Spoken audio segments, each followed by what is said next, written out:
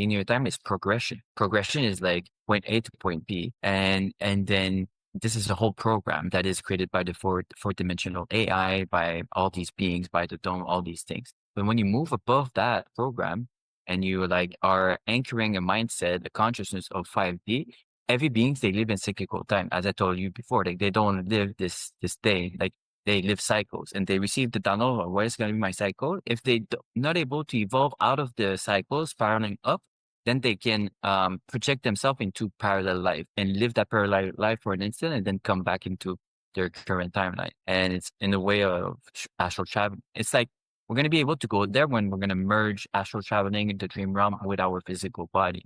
When we're going to merge all these things, we're not going to need the dome anymore. And then we're going to be living in cyclical time. And then through this, it's about mastering time, basically. Like, and I'm sure you heard this, time is our ultimate present, because the future is like affecting the past, and everything is looping, and then all these realities, and it's so complicated for our 3D mind. But more and more that I consciously, intentionally trying to program myself into living in cyclical time, more and more my life is living into cyclical time. That means that I can allow my soul to wake me up when I need to wake up. Like, I don't need an alarm clock. I don't need, like, intuitively I know, like, hey, I need to be there. I know it's like, oh, now I need to start this. Like, I just started this silence meditation, for example. And then I kind of knew intuitively it wouldn't be popular, but I knew that I had to do this. The moment it came, it was like, oh, boom. The next day it was launched. I'm not second guessing, like, oh, should I do this or should I plan this? Like, it's like, the answer come to me and then I do it right away. And sometimes we feel lost because we don't have clarity, but we don't have clarity because we are in limbo. And limbo state is in between cycles. It's that place where we can experience waiting and boredom. And because we're like so programmed into producing, becoming, doing, then we don't allow ourselves to live boredom and waiting, which is our very powerful wisdom. And our soul wants to live these experiences. So less that you're allowing yourself to live boredom, more that you're experiencing boredom. Same thing with that, more that you're avoiding ending cycle, avoiding all these mini death in your life, ending a relationship or project, ending a day, ending a ceremony, ending a podcast properly, consciously honoring the container energetically, honoring like now I have plants in front of me and they're literally like dying. I've been having them for a week. And well, I'm going to have to go through a process of honoring their death.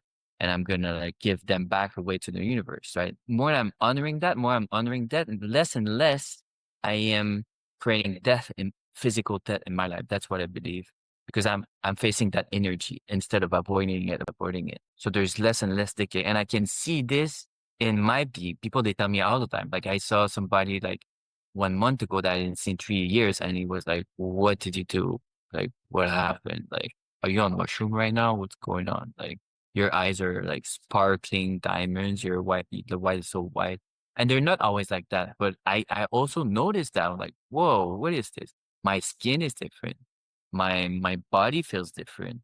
The way I'm eating is different. The way I'm sleeping is different. And I'm just getting started. So I feel like if I move on to like 6 months from now, 2 years from now, wow, we're moving fast now. AI is going to be moving fast, but consciously we're going to be moving way faster because like there's always going to be that balance too. Yeah, I've seen that as well. This concept of time, and a couple of years ago, I was just playing around with like, could I expand time to just do like if I wanted to go do a thing and it was a 2 hour like working out, I was always trying to squeeze in working out, and I was like, I want to be able to get my workouts in and not rush. I was able to, I had 1 hour and I did like a 3 hour workout in that time, and playing around with, can I always arrive on time, like without working with a watch? But this concept of cyclical time, and like personally, the thing that's helped me the most with that is like paying attention to the moon cycles, like the seasonal cycles. How do you suggest people get started with transitioning from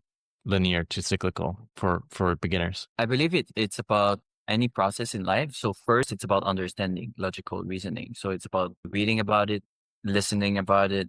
You can use ChatGPT, ask ChatGPT, like, what is the difference between linear time and cyclical time, and go through down the rabbit hole of that. And then you can ask ChatGPT, like, how can I live more in cyclical time?